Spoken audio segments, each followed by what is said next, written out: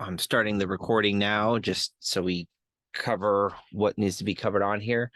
Now, before I get started, do, do any of you know whether or not your test is paper or on Blackboard?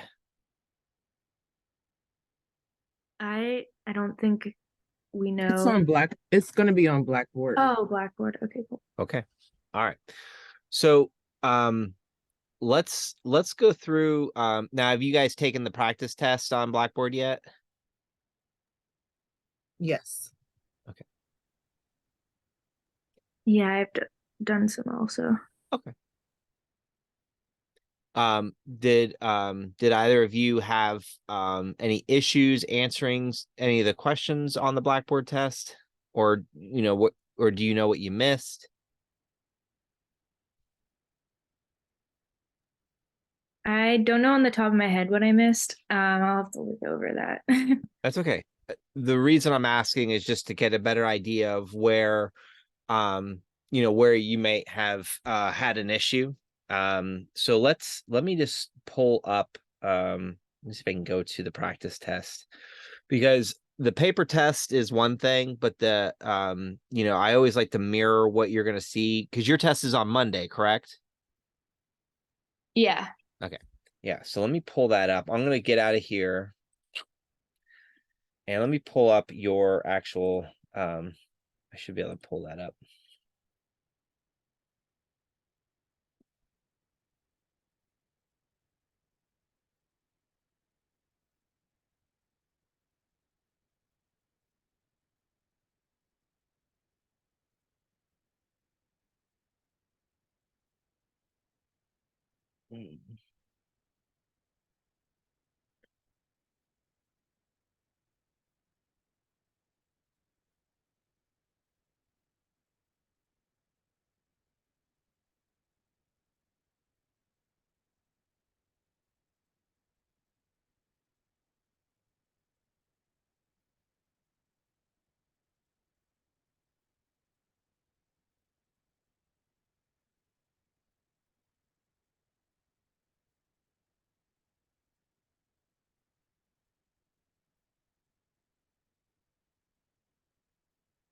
All right. So let me share this. So let's see here.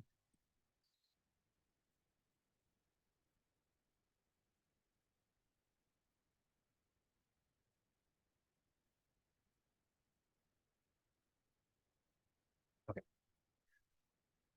So you should already have obviously access to this. So I'm just going to go to the ones that I think will probably give you the most trouble.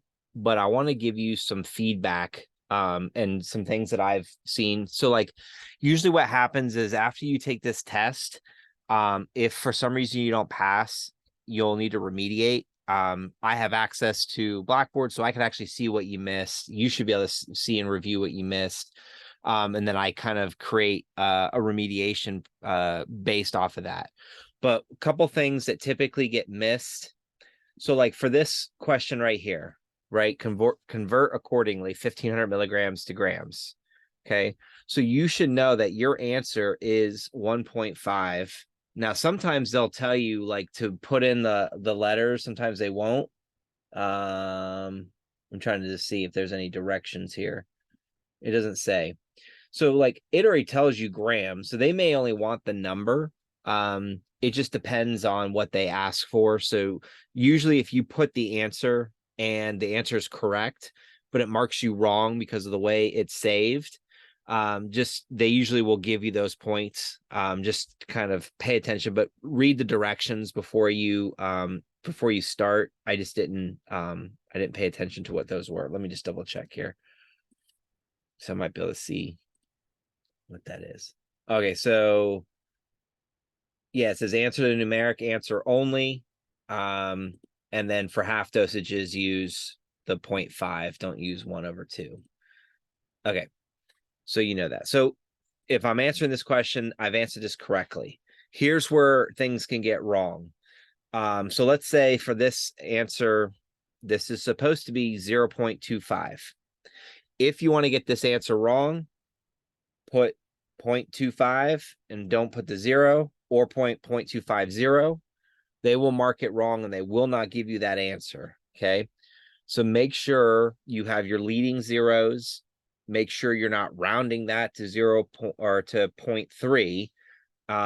But make sure you have your leading zeros and not a lagging zero when you're answering that type of question.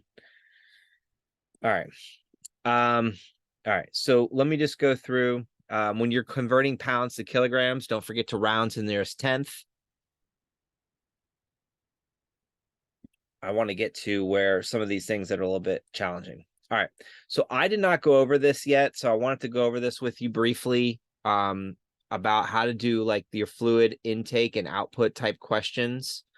So you can follow a formula for these, and I think the formula works out pretty good. So I'm going to pull up the Word document because there are examples of that on the Word document. And then that way we can, I can draw and show you how I would answer that type of question. And if you already got it right, you're doing everything right. There's nothing I'm going to tell you that's any different. But there's a little bit of a formula to kind of pay attention to this. So this is one of the examples where doing ordered over available doesn't work out so well. You can do ratio proportion, which is probably what some of you did, where you like cross multiply to get to an answer. But I tried to, like if you look in the in your testing packet, there should be an example that just basically says you take your actual, urine output over the potential or the expected urine output times your replacement volume, and that will give you the answer you're looking for. So what I mean by that is you're going to see this question written a couple different ways. Sometimes it'll say, for like it's written here, for every 120 milliliters of urine output, replace with 30 milliliters of water. Sometimes it'll say replace with 30 milliliters of water for every 120 milliliters of urine output. They'll just, they'll just rewrite that statement in a different order. Or it may even say, the patient's urine output over the last 3 hours was 200 milliliters. The order says to replace with 30 milliliters for every 120 milliliters of urine output. Just keep in mind that the replacement volume and the quote unquote expected output are usually within the same sentence. And to just pay attention to that. Now, I will tell you, a lot of students get hung up on this 3 hour thing. That's just reminding you when you're choosing or when you're picking or looking at that. So if it says like after 6 hours, it's 1200 milliliters, you're still going to calculate it the exact same way. That's not, you're not going to change anything based off of the timing. You're still going to calculate it based off of, so I'm just going to call this the expected out. This is the actual out. And then this is the replacement volume. Okay. And so the calculation that I think works out pretty well for this is you just look for the actual output over your expected output times your replacement volume. Now, if you're doing something completely different and you're getting the right answer, keep doing what you're doing. This is not to confuse you or add any confusion. I like to try and like at least give you some sort of clue or navigation on answering some of these types of questions and kind of giving you an idea of how I would do this. So for me, I'm going to take my 200 milliliters over the 120 milliliters times my 30 milliliters. And that will give me the answer to this. So the answer to this is 200 times 30 divided by 120. And we're going to give this person 50 milliliters of a replacement volume. Now, these numbers, I don't know that they make a lot of sense. It's just kind of picking and choosing different numbers. If you get a urine output, like an actual output that's less than the replacement volume, you can still do a calculation. What I mean by that is, let's say your actual output was only 100 milliliters. You would still set this up the same way. It's just that your number would be less than 30, right? So 100 times 30 divided by 120 this would actually, well, obviously it's going to be half, so 25 milliliters. So you can give them less than 30 milliliters. You just give them based off of what they actually voided. All right. Anyways, the reason I'm going over that now that way is because I know I didn't go over that the last couple weeks. So just when you see that question, as long as you know how to do that, you know, you're going to see that so for this question, you're going to take your 500 milliliters over the 125 milliliters times 40, and that's how you'll get your answer of, I think that's 160. Same thing for this. So that you're going to have two of those types of questions. All right. When you're looking at a label, right? So we're going to read this. This is really important that you know and pay attention to, because sometimes this will say per dose on the practice, but on the real test, this will say per day. So make sure you're paying attention. So per dose, your answer would be what?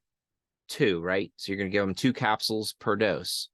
But if this was per day, 2 times 2, you're going to give them 4 capsules per day.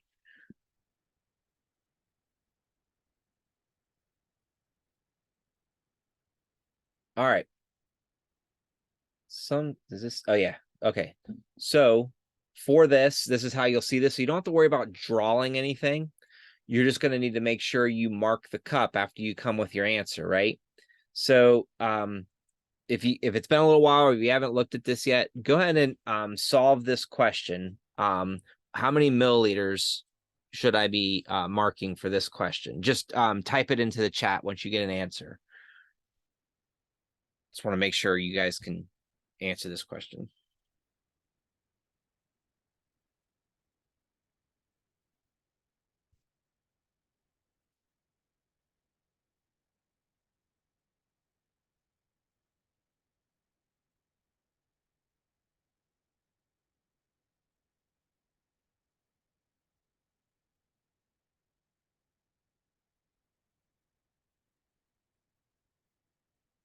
Good.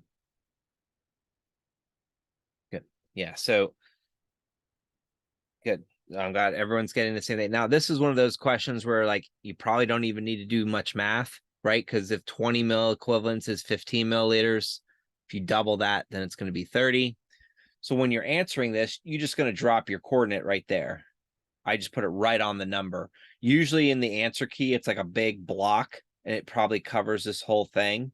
But I would say mark the 30 if you want to be extra, you know, if you want to be extra like on task, you should be safe marking the actual like line. But that's probably the range you want. And if you accidentally click the wrong area, just make sure you clear it out. And if you want to say, okay, this is where I want to be, then you should be fine as far as that. They usually give a pretty wide range. Just don't be clicking like way over here, you know, try and keep it near the numbers. This question, the dilantin question, gets missed a lot. And the main reason is because you need to know how many teaspoons to give, right? It's supposed to be teaspoons. And most students accidentally will answer milliliters, and then that's usually where you get that answer wrong. So make sure you read it. So if it's asking for teaspoons, make sure your answer is in teaspoons. Remember, just a numerical answer. If the question is in milliliters, then answer in milliliters, and then just go from there. The other thing is read it, because I will say you will see this dilantin question and it'll ask you how many teaspoons on the practice, but on the real test, it'll say how many milliliters. Okay. So just make sure you are paying attention to what the question's asking. Would that answer have been 10? No. Or wait. You will be given how many teaspoons? So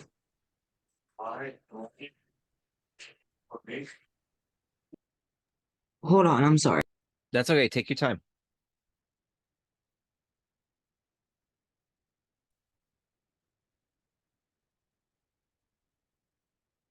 Now, if it were asking for milliliters, then the answer would be 10. But because it's asking for teaspoons, it'd be 2. You got it. Okay, thank you. You're welcome.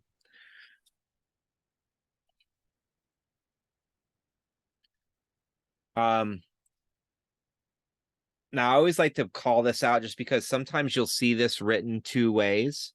So this tells you it's 150 milligrams. And then I think that's supposed to be a QID, not a GID.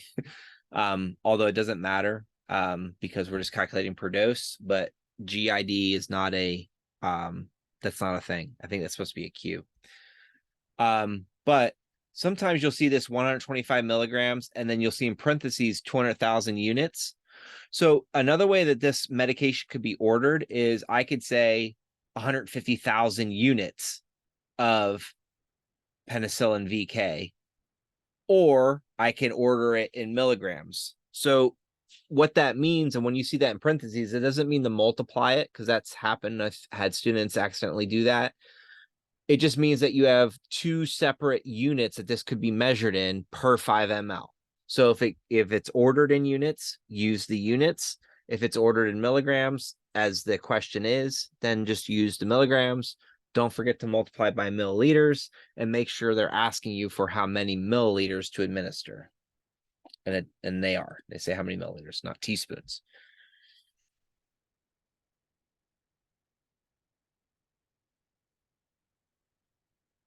All right.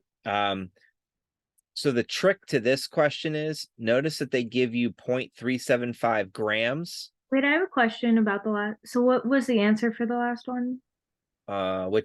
This one here? Yeah. You tell me.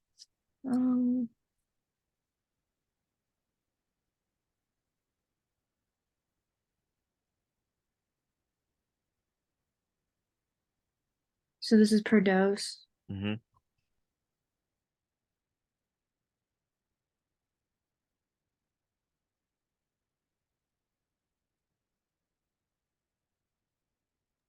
Is it 10? It would not be 10. Oh, wait, is that milliliters? But there's 5 milliliters per. Oh, that's for the whole thing.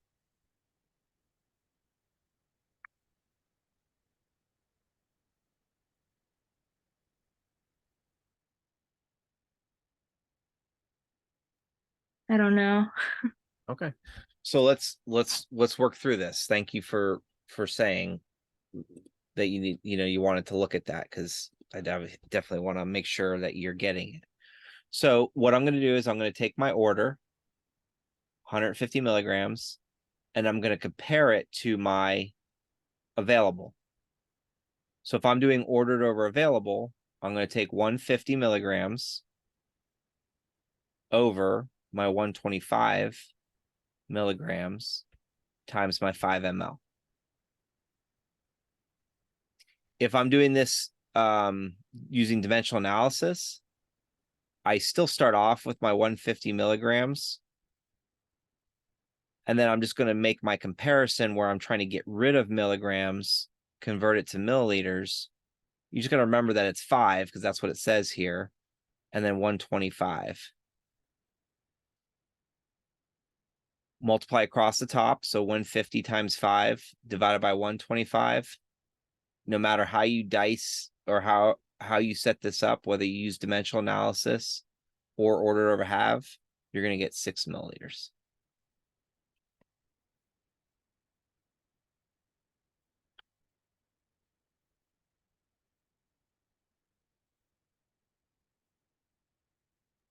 Thank you. You're welcome. And this is good, because like if you're sitting there going like, oh shoot, like I forgot how to do this, like that's, this is why I wanted to pull this up, so you can practice it, making sure that you're being consistent. Even if you run through the same test multiple times, what's important is you are consistently getting the right answer every time you practice it. And then obviously make sure that when you actually do the test, that you're actually writing down the things that that you're actually using the correct numbers when you're solving them. Because one of the things that typically happens is students will, unfortunately, they'll remember what they did on the practice test, the question looks almost exactly the same, except it's 175 milligrams versus, the 125, or it's 200 milligrams. Same, everything else is written exactly the same, but the order is different. So just make sure you're reading and then putting it into your calculations. Double check your work. You'll have plenty of time to answer a lot of these questions. Now, one of the main reasons I'm not going through all these questions, I'm looking for the ones that I know cause people the most trouble, because I want to give you an opportunity to practice these questions on your own. All right, so when I came down to this amoxicillin question, so it's going to be another marking the cup, but that's going to give you two, this is a little bit more of a complicated question in that you need to convert grams to milligrams or milligrams to grams before you can do any kind of calculations. So now most students are usually pretty fine with this, but sometimes you can get hung up on this. Just remember that you want to convert that 0.375 grams. If you just move your decimal over, that's the same thing as saying 375 milligrams, or you can multiply by 1,000, whatever works for you as far as solving that. They both need to be in milligrams before you try and solve this. And then you can do your ordered over half if you prefer. You can do your dimensional analysis. Just make sure, 5 milliliters. Just make sure you are, oh no, sorry. Just make sure you are, that they're in the same units before you start trying to do any math. If you take 0.375 divided by 125, you're not going to get the right answer and it won't be on your cup.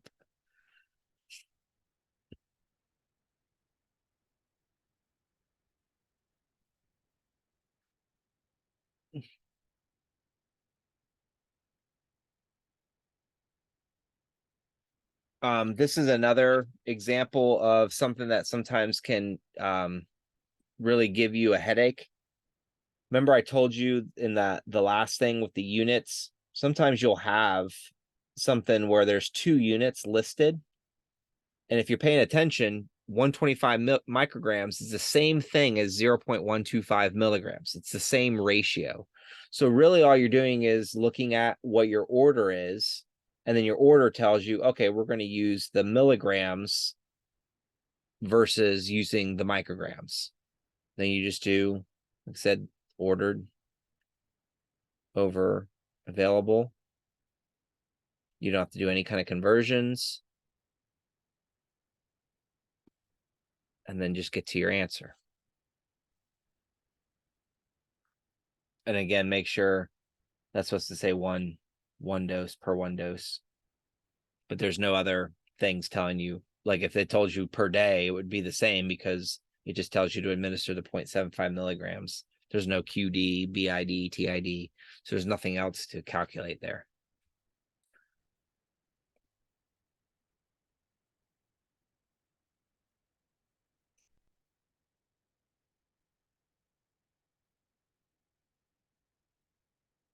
Sometimes your label is just like this. So this looks like, almost like an over-the-counter thing. Tag them it. Okay. Again, 0.8 grams is the order, but it's available in 400 milligrams. So you need to make sure you're converting grams to milligrams. 0.8 grams is the same thing as 800 milligrams. So you're just going to give 2 tablets.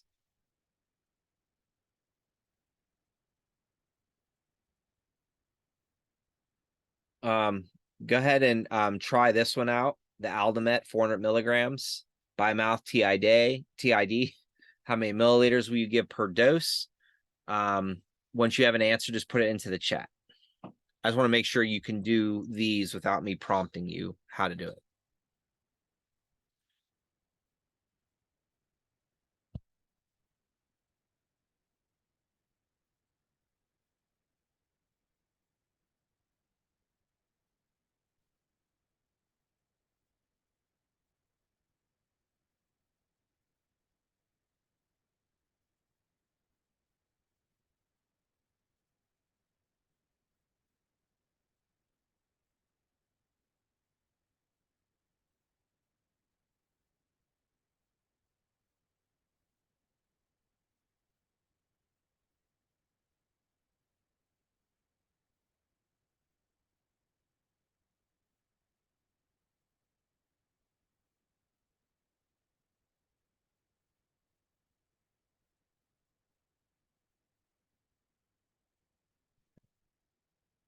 Good. And if you got 8 milliliters or you're working towards 8 milliliters, that's the same thing I got. If you didn't get 8 milliliters, send me a private message so I know, and then I'll work through this, or just say, hey, I didn't get 8 milliliters. How do we work through this?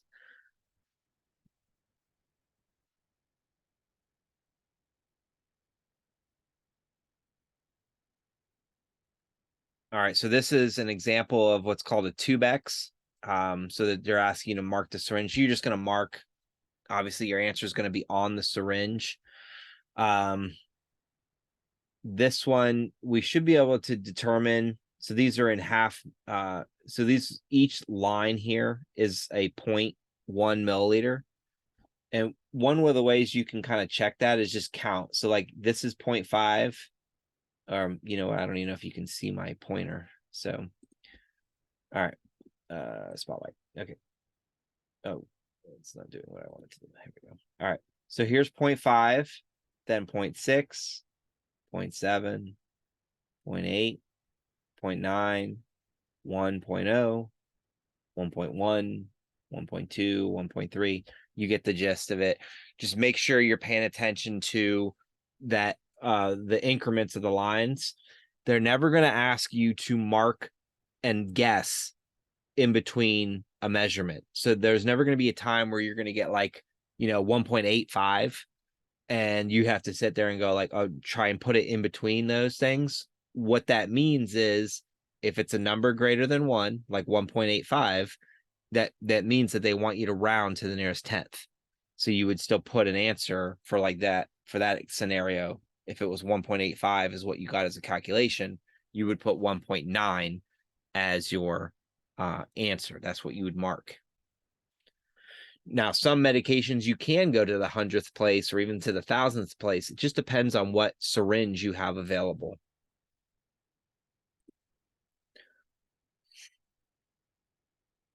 And here's an example of a syringe. Now, notice that it says 0.8.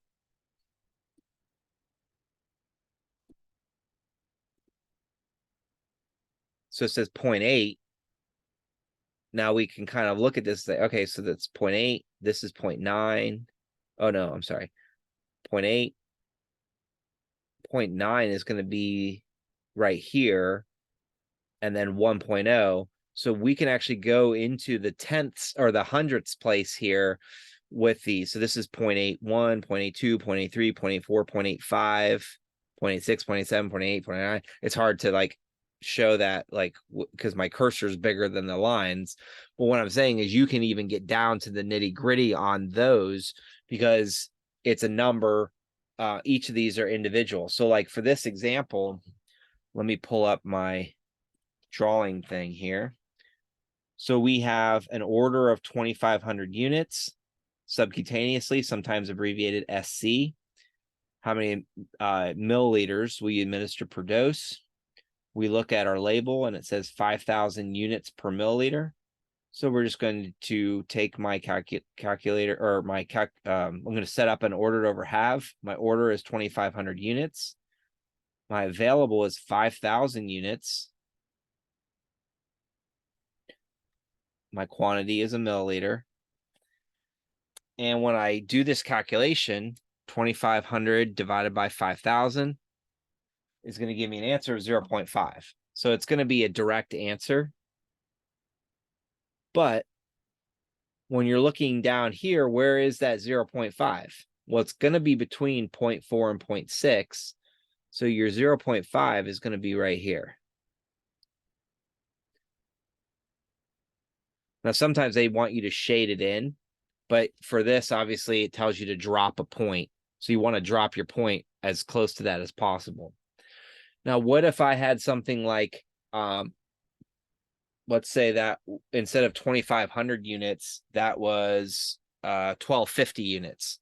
So 1,250 divided by 5,000 would give me 0.25.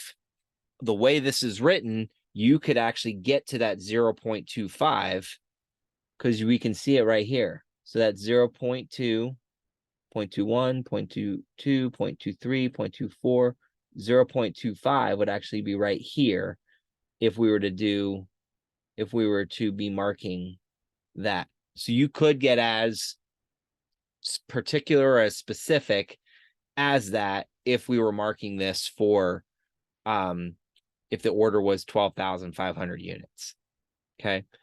I'm just letting you know, and then that would be the right answer. That would be the answer that you would key in, is that you would want to go to the nearest 100th place when you have a number less than 1. But obviously our answer just ended in the 10th place, so we don't need to worry about converting the other stuff. So I'm just giving you a what if scenario. All right, and then the last question on here is just a morphine question. So this is an example of what we call a reconstitution question, except that they give you all the information that you need. This label looks a little bit different. Okay, when we look at this label, we're going to see a couple things here. So we're going to see really clearly, okay, it's 250 milligrams. But the thing we want to pay attention to, especially since this is an injectable, we want to pay attention to how it's administered. Okay. So it tells you it's 25 milligrams per milliliter, and then it makes sense. So if this is a 10 milliliter, vial, 250 milligrams is the total. So 250 divided by 10 would give me 25 milligrams per milliliter.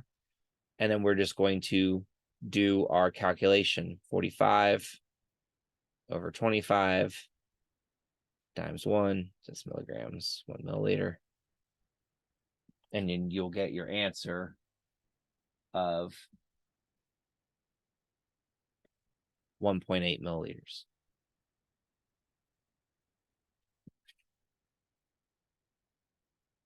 Now, the nice thing about these practice tests is you can go through and you can take it, get feedback, and then know if you answered it correctly or not. If you're getting hung up on something, that's a good thing to ask me about. Like, you can email me a screenshot and say, I keep getting this one wrong. How do I do this one? How do I set this one up? Your test is going to be very, very similar to this test. So again, where students make a mistake is they forget to use a leading zero, or they add a lagging zero. They calculate milliliters instead of teaspoons, or they forget to mark the cup or the tube X or the syringe or whatever the case may be. Just make sure you are correctly marking those things. And then you should get feedback on that when you answer these questions on the practice test. All right. Are there any questions about your test that you guys are going to be taking next week? Go ahead, Natalie. Hello. Can we look at the one for the units of insulin? Because I missed it the first time and I thought I had the answer correct. So this last time, I knew we had said not to put the word units in it. Mm-hmm. I did, and I missed it again. So I didn't know if you could see our answers, because we can't. Oh, okay. I can. So Okay. right, So you let's can. see. Let me just get to that. Yeah. Oh, I must have passed it. Yeah. It's just with the sliding scale.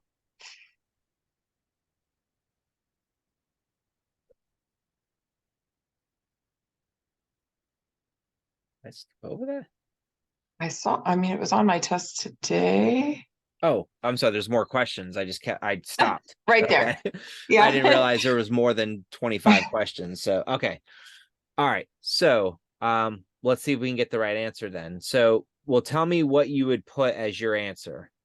2. Okay. Yeah. And that should be what the right answer is. So I don't know what happened. You put 2 and it didn't, and it said it was marked wrong. Yeah, on my first try. Now on today, I went ahead and threw the word units and it missed it again, but I did use 2. So I just Okay. wanted to clarify with you to see if maybe I thought I put 2 the first time and I didn't. Yeah, that's weird. How many units of insulin will you administer to the patient's blood glucose? 200. I would, if you email me, so let Okay. me put my email in. I will check and see, Thank you. and then I'll give you feedback and see what that is. Thank you. Yeah, just email me. That way I know. Yeah. I have a question. So for this problem, so 100 units of insulin is ordered. But how do you know how many units to give? Because you would divide that by two No, or no, the no. 200. So the trick to this is, so U100 insulin is just, that's the type of insulin it is. So that's not 100 units of insulin. The units of Oh, so insulin, you just see where the 200 lies on the glucose reading. you got it. All right, perfect. Thank you. You're welcome. Yeah. Thank So you. like, for like, so, patients, a lot of times when they're at home, they have to kind of set their units. So if they're not on like a glucon or like an insulin pump or anything like that, they're gonna have to administer based off of, usually it's doctor's order. So they'll tell them, regardless of what your breakfast reading or your pre-breakfast reading or your fasting reading is, we want you to take this much regular insulin. And then if your fasting is this amount, we also want you to take some NPH. And so you're just combining different insulins usually to manage blood sugar. So, but basically, like in a hospital setting, though, they're going to follow this sliding scale that says like, oh, okay, Mr. Jones, before lunch, you're already at 275. We're going to give you 4 units of insulin because we know that's going to go up more once we give you some food. And we're trying to bring that down, basically. Okay, thank you. Yeah. So I don't know why 2 is not the right answer, because that would be the correct answer, but I will check that for you, Natalie, and I'll email you back. All right. Natalie, will you let me know when he emails you back?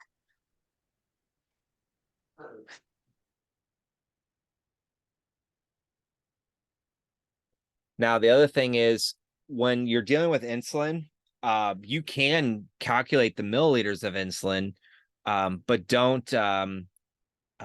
you don't need to. Insulin's going to be measured in units. So for this question, when it tells you patients receive 10 units regular, 20 units NPH, 10 plus 20, you're just going to mark 30 on the syringe. Now, this says, to answer this question, please select the correct syringe the insulin will be given in. So they actually want you to answer B. But I do think that if you answer like at the 30, you'd still be correct as far as that is concerned. So.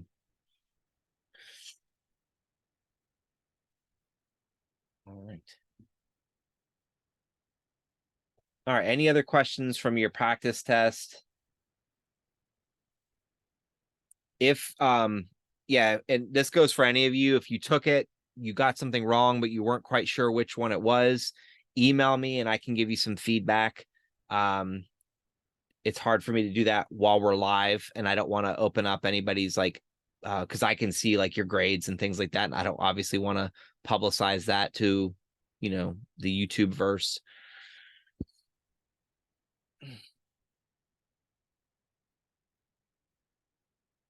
Don't get tricked by this morphine here where it tells you 10 milligrams per 10 ml. Look at the parentheses, right? 10 over 10 is the same thing as 1 over 1. So don't get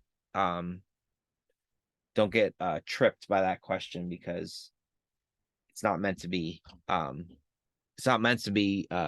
difficult, but it gets missed because people start putting 10s when all they really need to know is 1s. So like this answer would just be, you just give them 5 ml.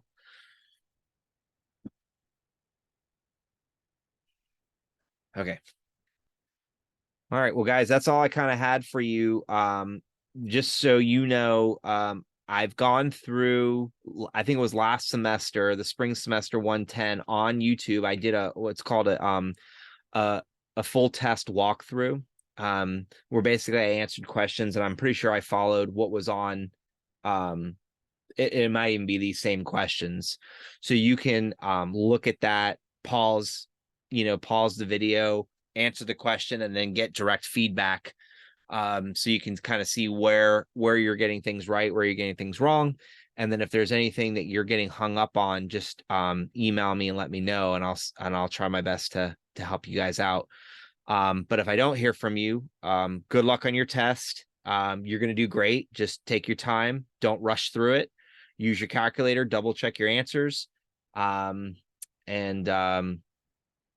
then worst case scenario, if you miss a few too many, we'll remediate, we'll get you back on track, and then you'll crush the retake. All right. Any last questions before we close out? I'm good. Yeah, thank you so much. Yeah, you're Thank you. welcome. Absolutely. Thank you. You're Thank welcome. you.